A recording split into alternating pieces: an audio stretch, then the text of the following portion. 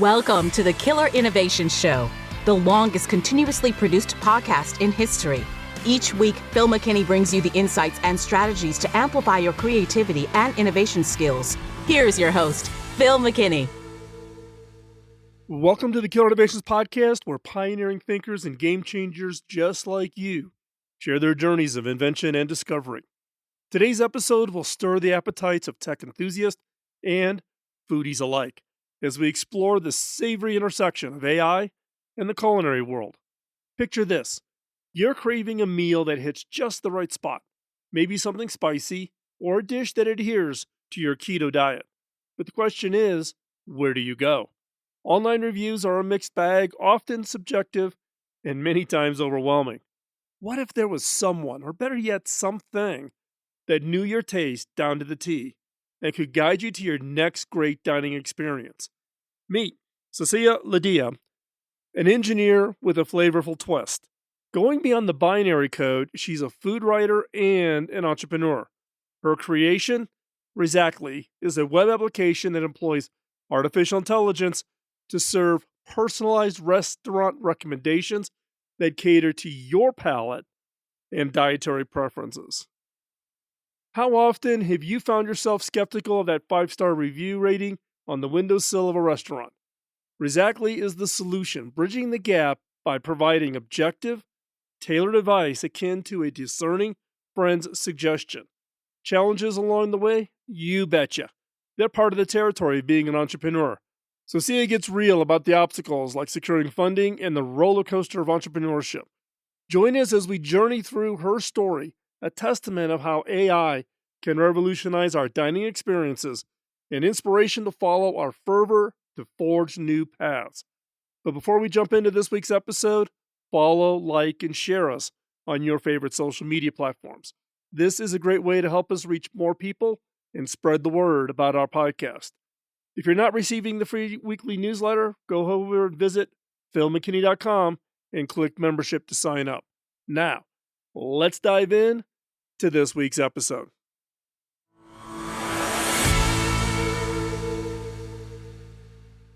So as a regular listener to this show, you most likely saw the notice that went out when I was asked by a new online website called Intro to become one of their online experts. So Intro basically allows particularly entrepreneurs and startups, but others also, to reach out to people who may be able to give them advice, give them some input, give them some feedback on their ideas, their startups, their businesses, decisions that they're trying to make. So I've been on Intro, and actually one of the people that reached out and scheduled time with me had such an interesting idea that I wanted to bring her onto the show. For one, for you to get the benefit of listening to the stories of going from idea through and currently in the process of how do you take that idea and really drive it and bring it to market. Just so you know, and I think everybody here knows because it's kind of the way we operate here at the show, such as if you buy my book or you buy the posters over at innovation.tools, 100% of all that revenue goes to charity.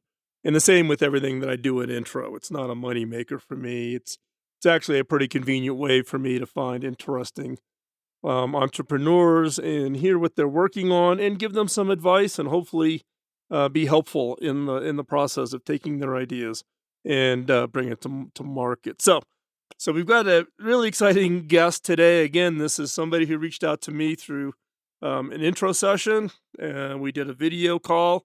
And I thought the idea and the concept, it's a lot different than anything I've done in my past career. So it was very interesting and exciting from that perspective. But also, I think it'd be interesting for you as a regular listener of the podcast. So let's just jump in right to this one right away. So this is, Fisayo, I'm going to ask you to introduce yourself just briefly to give a little bit of context to the people here, and then you and I can, one, start to catch up since the last time we talked, and share your story with the listeners. All right, great. Thank you so much for having me, Phil. I really appreciate you taking the time to speak to me on intro and also inviting me on the show. So, my name is Fisayo Oluwadiya. I am an engineer, a coder. I have been one for almost 20 years now. Um, the product aside from being a coder, I'm also a food writer. And the product I'm actually going to talk about was a way for me to combine the two together while on the path to joining the AI, basically gold rush is what I'll say. Because it's Every the new e- age. everything has to have AI in it, right? You gotta have the AI in every product out there. Absolutely, AI everything. And for me, it was a case of I am trying to. So basically, where this all started. Let's start with where this all started. Everyone was talking about AI. I'm looking at OpenAI. I'm looking at Bard. I'm looking at all these things, and I'm thinking, okay, 20 years in the industry as a coder, you should have your own product by now. Whether you're going to jump deep into a startup and it takes off, or it's just something you do on the side forever. It's just, you should just have an idea and jump into it. So I started looking at different industries. I started my industry in finance. I was thinking, okay, let's do something in finance. What can we do? And I was thinking, okay, a subscription based payment, credit card payment system where you don't pay a percentage of the amount you're transferring. So basically, with all the PayPal and others, if you want to make a payment via credit card, you have to pay a percentage. I Right? thought, okay, Yep. eliminate all of that and just make it subscription based. I think I spent maybe a month on that before I got bored. I just couldn't continue building it. So I was thinking to myself, I really need to find something that I can sink my teeth into that I actually have a passion and I'm obsessed about. And that's where I was thinking I tossed myself essentially into this career of being a food writer 5 years ago. There has to be a way to combine food writing with tech, bringing AI into the entire mix. So I was sitting back and thinking about it. Ultimately, what I do when I write about food is I'm recommending things. How about we just have a computer recommend things? So that was basically where it started as I started to dig deeper and take my subjectiveness of how I pick restaurants, go out to them, review, taste, come back, analyze. It's like I can actually get requirements out of this. And then I started writing it down. And the more I dug into it, the more questions I asked, the more excited I got. I was like, okay, this could help eaters in this way. This could help me as a food writer in this way. This could help restaurants in this way. And the ideas just kept on coming, kept on coming. So this basically has been my whole ecosystem and who I am for the past year. I've spent every waking moment on this product. And I know I was supposed to introduce myself and I ended up talking about product. You Yeah. see where Well, this is. this happened the last time we talked too. You see, the obsession is there. The Yeah, but obsession. but but it's in the but the point though is every innovator that I've ever had a conversation with, right? They're so passionate about their idea. They're so passionate about their product. Now, I will have to tell you, when I was after our last call, and I was talking with my wife, and I was talking with Kim McNicholas, who you appeared on her show, um, and I made that introduction for you to help. Again, I think what you've got is pretty interesting. So, getting the word out there, and I was telling Kim about it, and I'm like, and both Kim and my wife both said, "Now hold it, a geek who's a foodie. That is a rarity. You do not find, my wife would not classify me as a foodie by any stretch. If it's not Five Guys or Smash Burgers, it doesn't kind of rate onto my screen kind of a thing, right? Um, No, but it was funny I, that both my wife and Kim both had the same comment. A I, geek who's a foodie. I get that from everybody. I get that from everybody. When I first became a principal engineer, which is what triggered me becoming a food writer, um, I basically, when I meet people at social functions, they'd say, "What do you do?" And I'm like, "I'm an engineer. I'm a coder." And you could see people's eyes rolling in the back of their head. I'm like, "Oh, they're not really interested." And then I said, "I'm a food writer." All of a sudden, I'm the life of the party. So it became a case of, all right, I don't really have friends and I'm trying to meet people. I guess I have to introduce myself as a food writer. This is a win. So you're a food writer who just happens to code. That is what I had to become. That's exactly what I had to become. It is like I went to school for how many years? I have how many years of experience being a coder? I'm so proud of myself, but something I just happen to be naturally good at, which is food, eating, tasting, and writing. I have zero training for this. This is what people get excited about. Well, but it is, but it is somewhat stereotypical. Okay, not stereotypical that you're a geek who likes to, who's a foodie. Okay, that's unique. But the issue is the passion may not be what their degree's in. My original degree focus was architecture, right? And I ended up as a software engineer. You Wow, okay. know? um, and then I never finished college, right? So, you can Oh, uh really? you can you can listen to my TED talk if you want to get the whole history of how that all happened I need to know over that. time. But but passion, there's some people, like, this is where, if you know Mike Rowe from Dirty Jobs on Discovery Channel, I know Mike. He was a spokesperson for us at HP when I was there. Um, Mike will come out and say, "Don't do your passion. Passion doesn't have a role." This is where Mike and I disagree, because I do think, like you said, though, you thought about finance, got bored, right? Taking an idea, turning it into a solution, a product, is hard. You got to have endurance. You got to have grit. You got to be willing to deal with all the disappointments and doing things you don't even, may not know how to do. So you got to find somebody who can advise you to get to that next level. Um, but this is like I said, Mike Rowe and I don't agree on this. He believes that you don't do passion. My view is you need that passion. You need that something that inside of you is going to drive you to be successful. Because otherwise, sticking at it for years and years and years, like I said, I'm going into year 20 on the podcast, started in 2005. I got listeners now who were not even born in 2005 when I started the show. And they love to send me emails and remind me of that. I'm like, I got grandkids. Like my granddaughter's turning 12. you know, Oh, I got, I got, I, I got grandkids that are younger than my podcast, so, but it's passion. It's a passion project for me. I didn't go to radio school or journalism. That's not my background, but it's a passion project. So on the foodie side, though, you and I had this conversation when we talked last time. You know, it, the one of the things on the AI front, right? There's been recommendation engines out there. There's recommendation engines from Yelp. You go look at your score.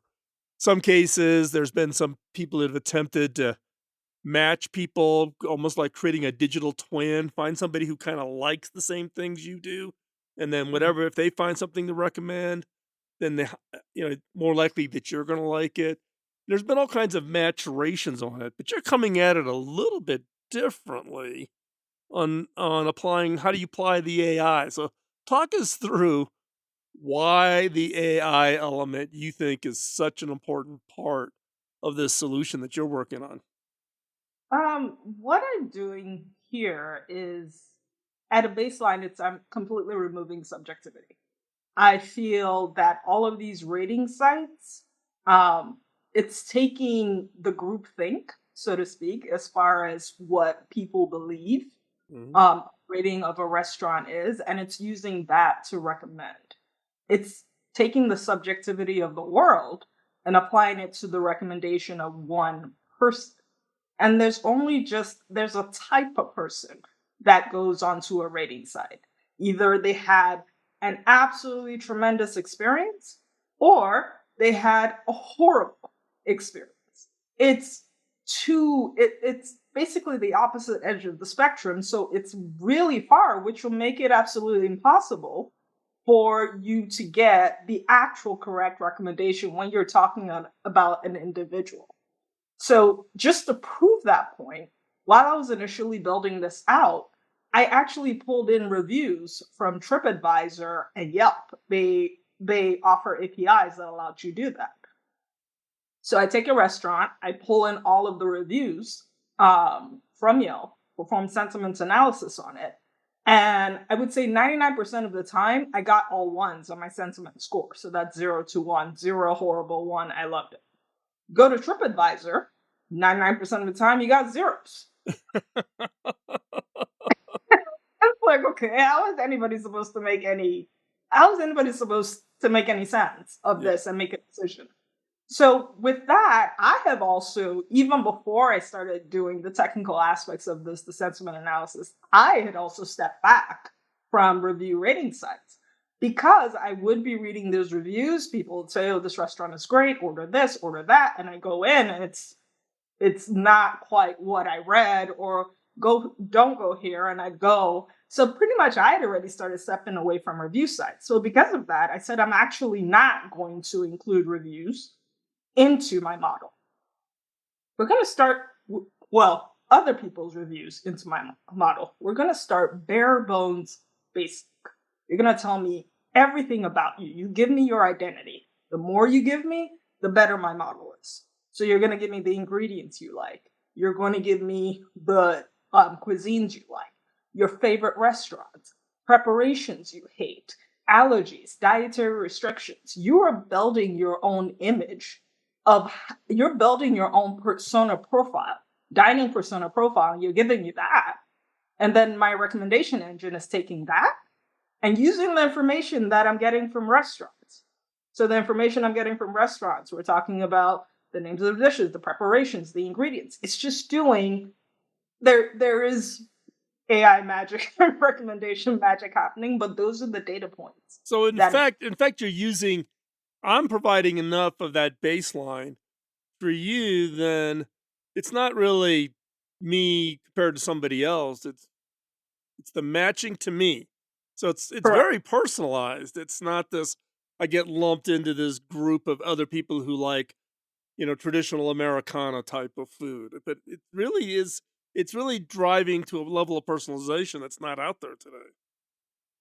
Yeah, so it's that, and it's also, so as we discussed when we're discussing on intro, this model, this recommendation engine that is on the release that's public right now, it's just the first engine.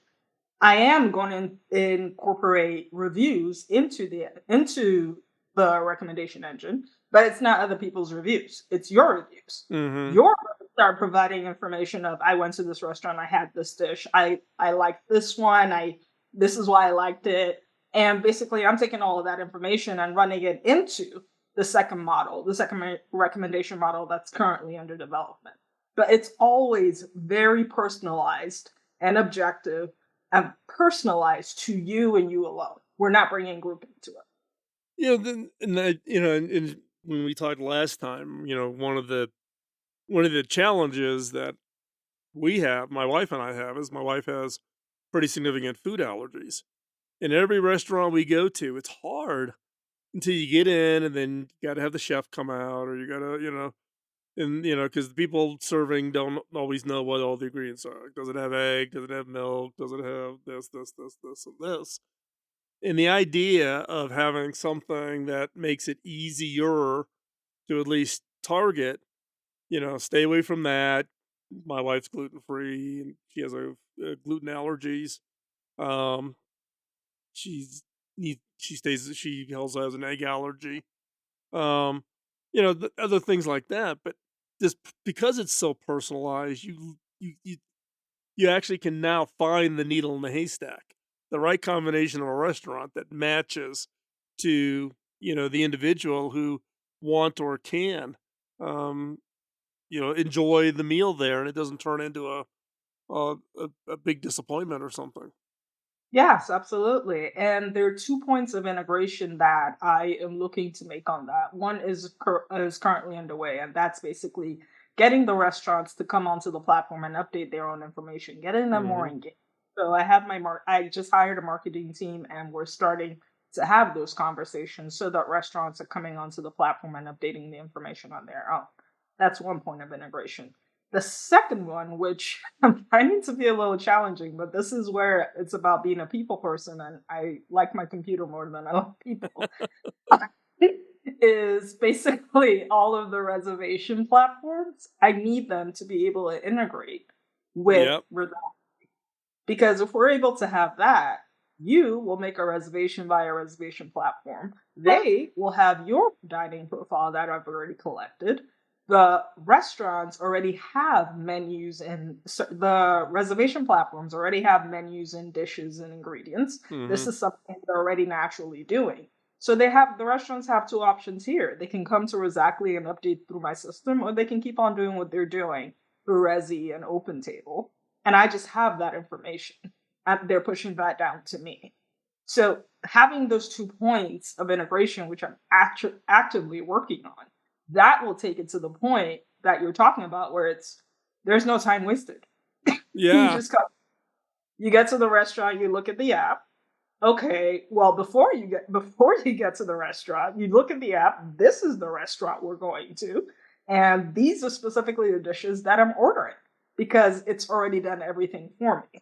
Right. Take it Yeah, I mean, basically, he's telling you what can you have, what should you stay away from, or what could be modified, right? There's my wife's got this app on her Android phone that just does gluten-free restaurants.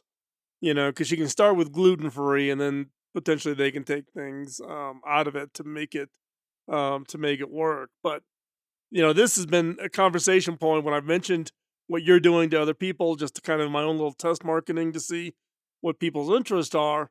Particularly people who are either very picky about their food, or who have very specific tastes. Those who are very experimental, they like to try a bunch of different things, or they have special needs, right? They're celiac or some other condition that they absolutely have to stay away from it, or maybe they have sensitivities or whatever, or preference. I just don't like that kind of food, right? right. But it's resonated. People are like, this. They don't. There's no way to do this today. Intelligently, sort of doing a search. I want restaurants that don't do bread, or that you got to create this like horrendous search criteria, and then you're going to Right. miss most of it because it's absolutely meaningless in the process. Yes. So where are you at now? And then what is, because you've started with the idea, you've got kind of first engine out there. How long did it take you to go from idea to the first version? And where are you at now within the process? Okay. So I'm on second version. Okay. And the second version was a key feature, which it's basically group recommendations. So think about where you mentioned that your wife has these different allergies and dietary restrictions, and maybe you eat everything. So now you can create a group and you add both your wife and yourself to that group. And it has the group recommendation as far as what is the recommendation of a restaurant for you versus what's the recommendation of the restaurant for the two of you that you would like, and also showing the recommendation down to the dish level of what you should order and what she should order. So pretty much it's the group recommendation. That's version 2. Version 1 was released in last July. And that was just the individual recommendations. Right. And that model didn't take into consideration food preparation, favorite restaurants, and there were 2 or 3 additional attributes that the model didn't take. But I started adding that information as I was able to pull the data and keep on retraining my model to get it to the point that it is today.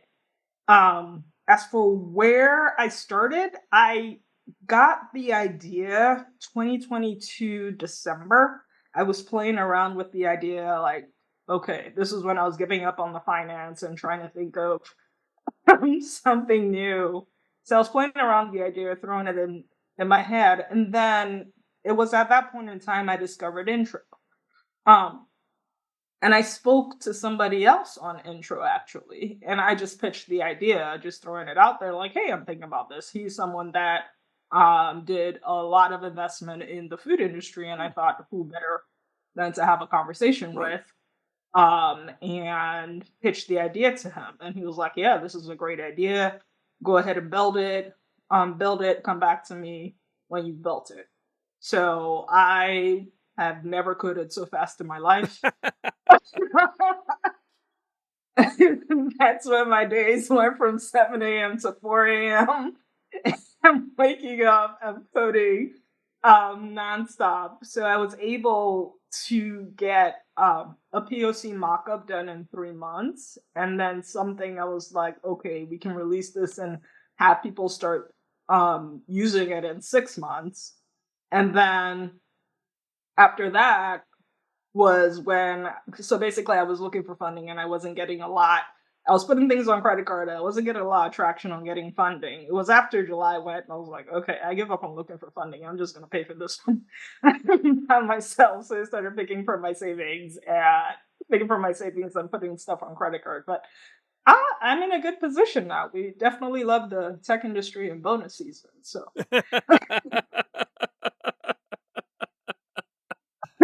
I know that game. I know that. As I was telling you before we started recording, I did 13 startups on credit cards before I got my first IPO. My wife reminds me of that quite often, you know, about the early days, you know, and going through it. But you know, it sometimes, you know, you do what you got to do, right, for the to bring it to market. And so is the second generation done and out, or is it still in development, or?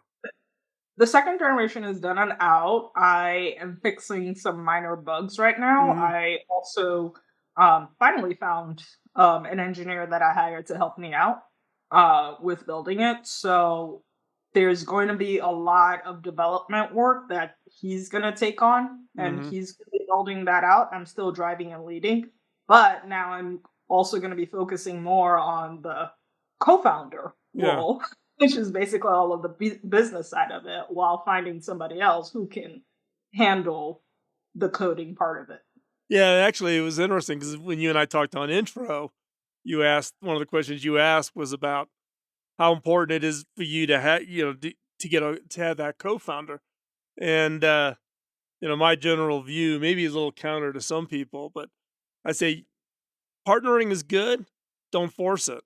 Wait till the right one appears, because I've seen too many people just think they gotta go find a co-founder. Y Combinator is big on wanting you to have a co-founder, and other incubators are big on it. And I view co-founders are great. Fill in the skills gap you don't have. Don't force it, because you're talking about having a co-founder is about as close to having a marriage without getting married. You know, really? you know, it's you better really like the person, and you better really get along with that person, and you better really trust the person. Okay. You know, for a co-founder. So you definitely want to make sure that it's somebody that you can work with and who's complimentary. So it's you know, it's always good to do a little bit of work with them first before you jump into being a co-founder with them. And so now you've got the second generation.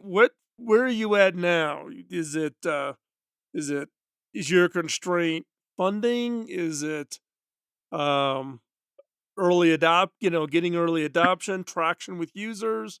Is it the partnering with the reservation system? Or could be all three, right? Yeah. Yeah, it is all three. It definitely is all three. But I feel like it was a blessing that I didn't find anybody to fund it, because I've been actually able to take my time and build things the way I wanted to build it. So even though it would be nice to not keep on putting this on my credit card. It's also great to have all of the control that I have. So as far as the funding is concerned, it would be nice, but I'm in no rush. Yeah. I'm good on that front. But at this point in time, I feel like I have a product that is good enough for people to start using. So I need people on the platform. I need eaters on the platform. I'm still building my feedback form to be able to get enough good information, but I Mm-hmm. have a contact us right now that people could click on and provide all the feedback that they want to give me. But I need that information. Yep. This is I think this is the phase in startups that they call product market fit. Yep.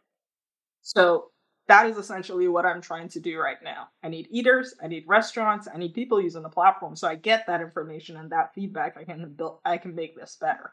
Is the Um, is the training data you've used for your engine, is it geographically constrained? Like, for instance, I know you're in New York. You live in New York. Are you doing just New York and that area's restaurants, or is there a geographic constraint as to type of people you're looking to want to get onto the platform? well, I mean, people there are a subset of restaurants that I've loaded onto the platform. Okay. So I've loaded New York, New Jersey, Connecticut, California, Washington D.C., Maryland, and Florida. So people who live in those locations, certainly they can go right onto the platform and search for restaurants in their local area. Oh wow. But at the same time, I pick these locations because these are locations that not only have good restaurant base, people want to visit.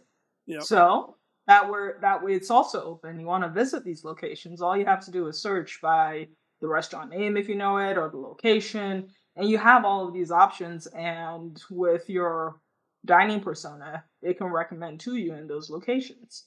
As far as my training data is concerned, yes, I did train my data on New York restaurants, but ultimately, in the end, it was still a diversified view of New York Right. restaurants. I had Japanese restaurants, I had Indian restaurants, I had British restaurants, the whole gamut. And with that diversity of cuisines and the diversity of profiles of the restaurants and foods and ingredients, I definitely had a very diverse data set that I was able to train on. Yeah. Um, Excellent. Excellent. So so I'm guessing now I've got the listener here is probably pounding on their car dash saying, "Phil, give us the darn URL because I want to try this app out." So where where would someone find and get access to the app as you're working on it here? What how would someone use it today, and where would they go to be able to use it today? okay, so the app is currently a website. Yep. It's PWA. So you would go to the website. It's called Resactly, Resactly. It's a cute name. It's the acronym was restaurants. The statement was restaurants made exactly for you. I was like, that's too long. People won't type that in a address. Let's make that short. So it's Resactly. Um, And don't worry if you're in your car driving. It'll be in the show notes. You can hop on over to Kill Innovations and look in the show notes, and you'll have the direct link. So that's the app, and then it's open to anybody. You're looking for anybody and if everybody if they're within those geographies, looking for restaurants to come on. if they're within geographies, if I actually even outside of geographies, I need as much information as possible so I can keep on training my models. Something I want to point out is since it's a PWO, you can actually add it to your phone. Hmm. So if you're on your mobile phone, you can click on the share link at the top of your browser and you can add it to your home screen so it'll function as an app.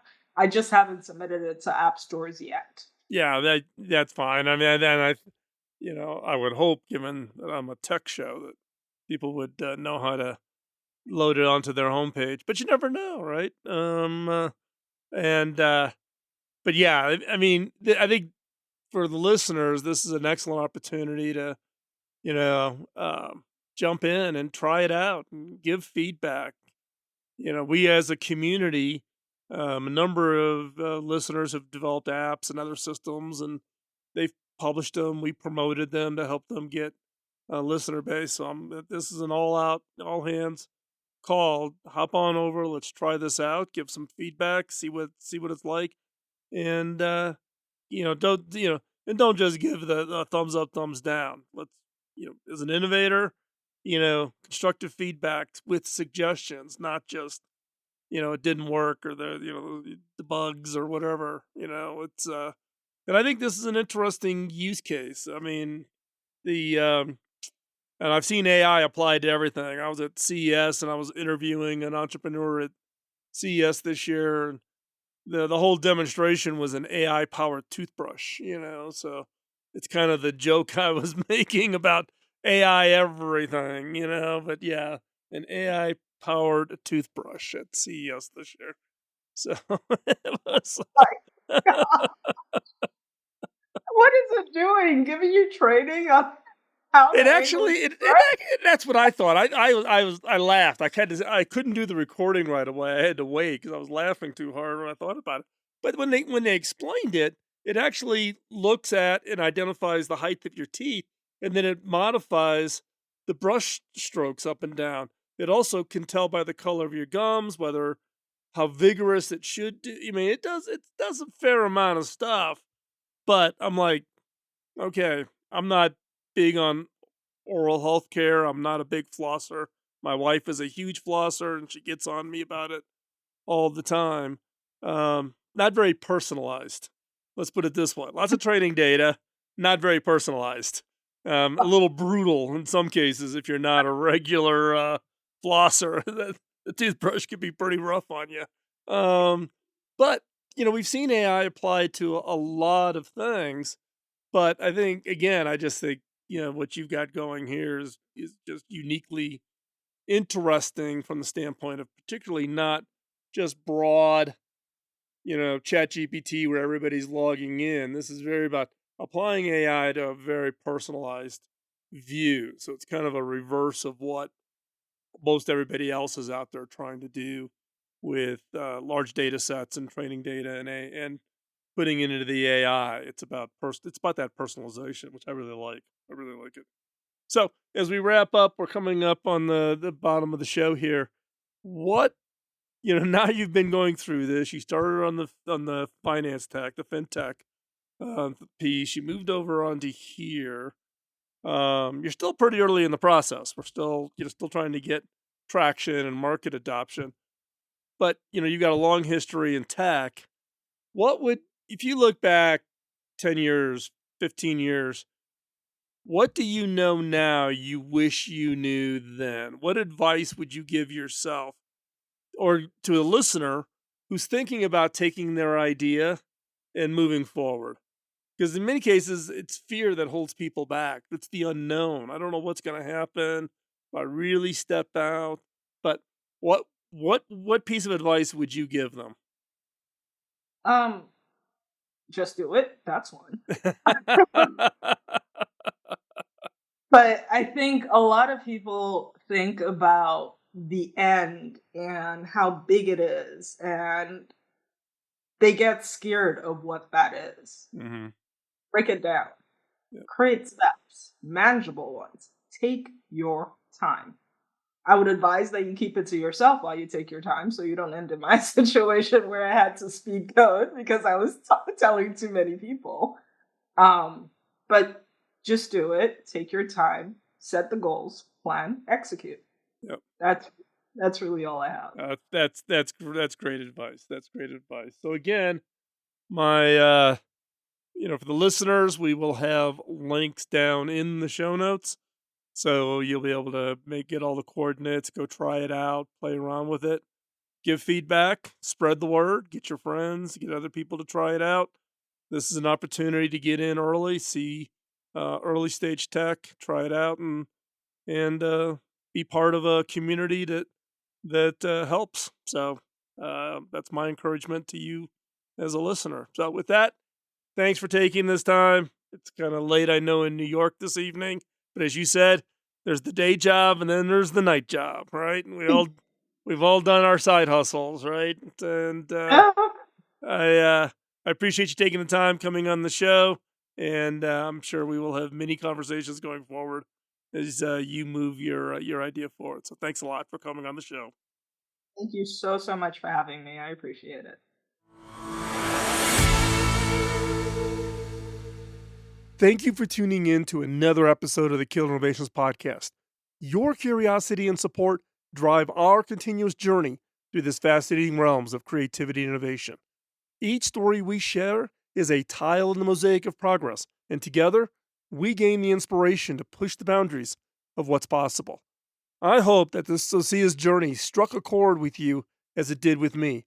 It's a reminder that our pursuits, powered by passion, can lead us to create something that resonates with others, simplifies life, or brings a little more joy to everyday experiences. Before we conclude, I want to invite you to become an ambassador for the power of innovation. If you found today's episode enlightening, please share it. Tell a friend about today's episode or share it on your social media platforms. Your recommendation are the lifeblood of our show, helping us reach new listeners and build a community passionate about change. Want to take it a step further? Subscribe and leave us a review. Your insights offer invaluable feedback and help us shape the content we produce. And who knows, your perspective might just spark the next big idea we explore on the show. Remember, every share, every like, and every conversation you start extends the reach of our innovation stories and insights. Your involvement is crucial in a world where one idea can ignite global change. So, as we wrap up today's episode, I would like to say a heartfelt thank you. Thank you for choosing to spend your time with us, for your enthusiasm to learn, and for your help to disperse these seeds of innovation. Until next time, keep innovating, keep dreaming, and keep sharing. What you do today can bring the breakthrough of tomorrow. Talk with you next week. Bye-bye. Podcasting nonstop since 2005, this has been the Killer Innovation Show on the Innovators Network.